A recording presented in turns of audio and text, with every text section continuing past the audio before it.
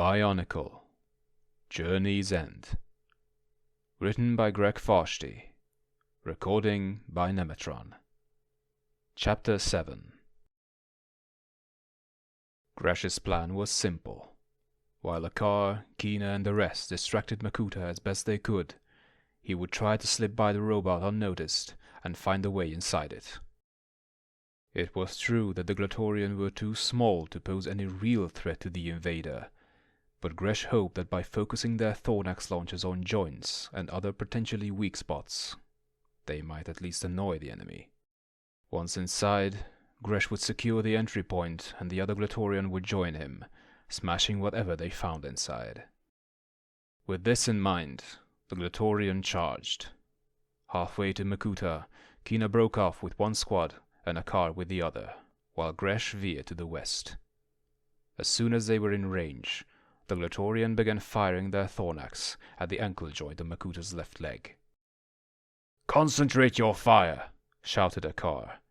"Target one spot and punch a hole in it." Kina was already doing that, but she didn't see much effect. Whatever the robot was made out of, it was tough. One explosive Thornax could blow a big hole in most things, but dozens had barely made a scratch in this metal. And if this Makuta had even noticed their attack, he wasn't showing it.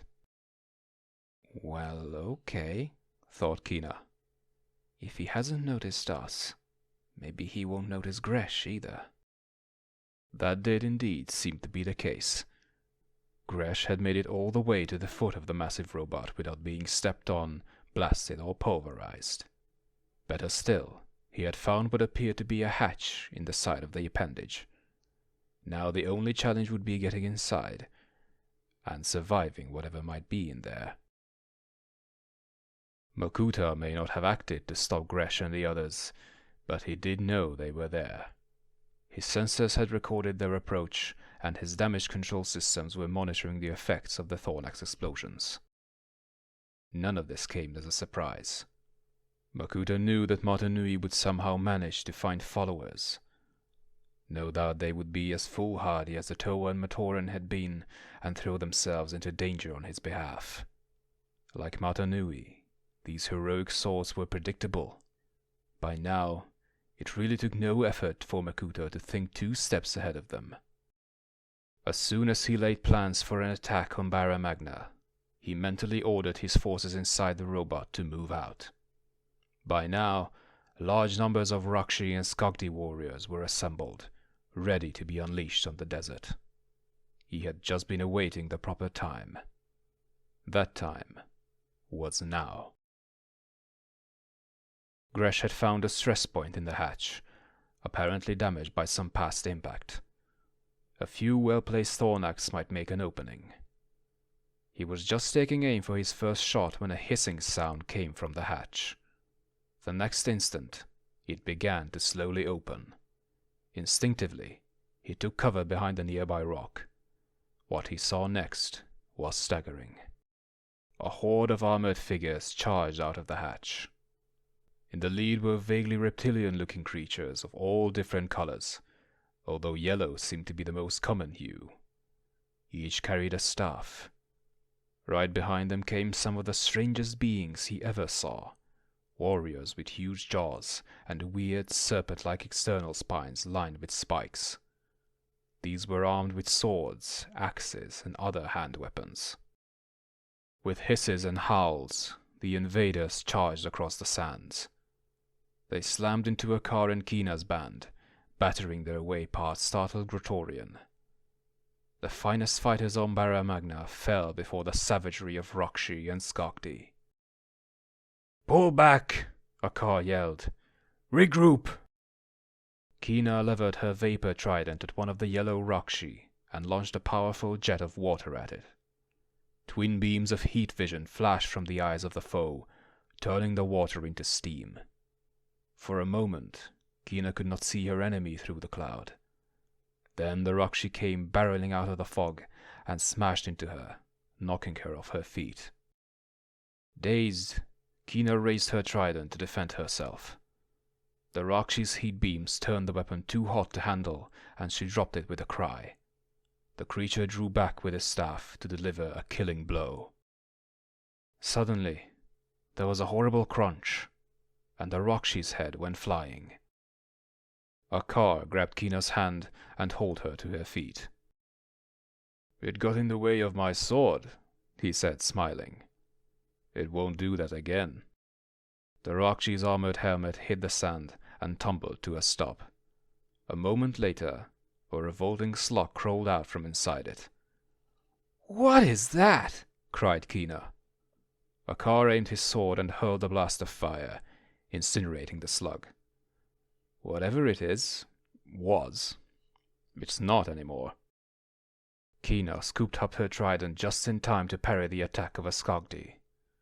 "Those metal things, they're just worms in armor?" Akar nodded as he slammed the Rokshi to the ground. Kina gave a wolfish smile. "Good. Then I don't have to worry about a mess when I smash them to bits." Gresh was torn for an instant.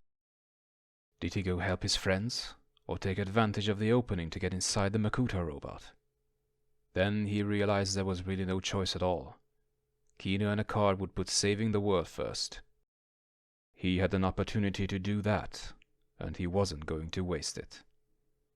He started for the open hatch, then stopped short. More figures were coming out of it. Gresh braced for a fight. The first two beings to step into the sunlight were a red-armored warrior and another in white and gold.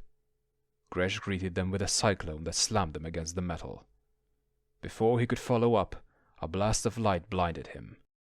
He staggered, trying to clear his vision before the attack he knew was coming. "Who is he?" one voice said. "He doesn't look like one of Makuta's creations." "Maybe Makuta had agents here already," another voice replied. "Take him out. We don't have time to waste." "Wait!" shouted Gresh. "I'm no friend of Makuta's. I thought you were."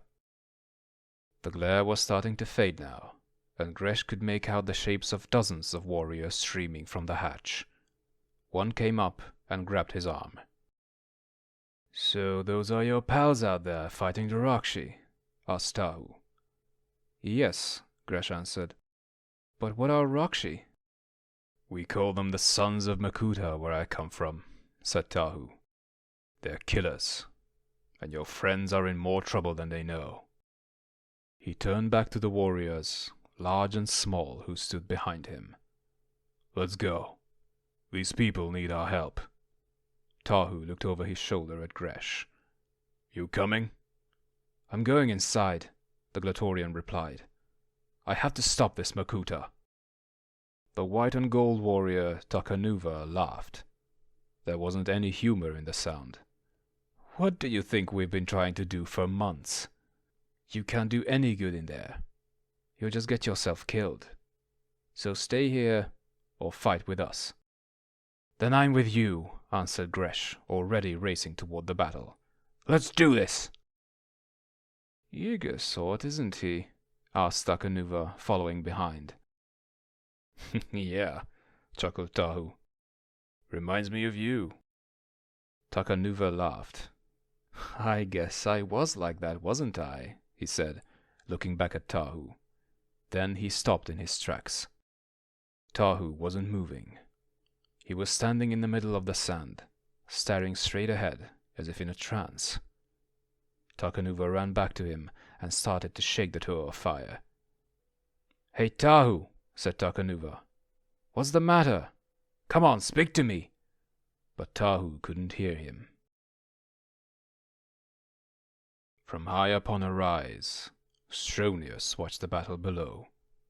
Once he had been one of the most elite of Skrull warriors. His tribe had seized control of the city of Roxtus and threatened all the villages of Baromagna. Under the leadership of Tuma, and with the help of a Nagori traitor, the desert was about to be theirs. Then fate played a joke on the Skrull. A warrior named Matanui appeared on the planet. He rallied the villagers against the Skrull and actually defeated Tuma in single combat. In the battle that followed, the Skrull broke and fled the city. Now most were scattered all over the mountains and desert. Stronius had managed to gather together only a few warriors to strike for revenge, but they would be enough. In the distance, he could see the two giant robots fighting. He did not know who they were, nor did he care. He wanted Mata Nui, but that miserable desert rat was nowhere to be seen. His friends, though, Akar, Kina, and the others, they were in the middle of the fight of their lives. It was a conflict that could go either way, and just the sort of situation Stronius could use. "Let Mata Nui hide wherever he will," thought Stronius. "I will send my Skrull to aid the invaders and wipe out the Glotorian. And then he can live with the knowledge that his friends died for him. Go!" he yelled to his warriors. "Attack! Our vengeance begins today!" End of chapter 7.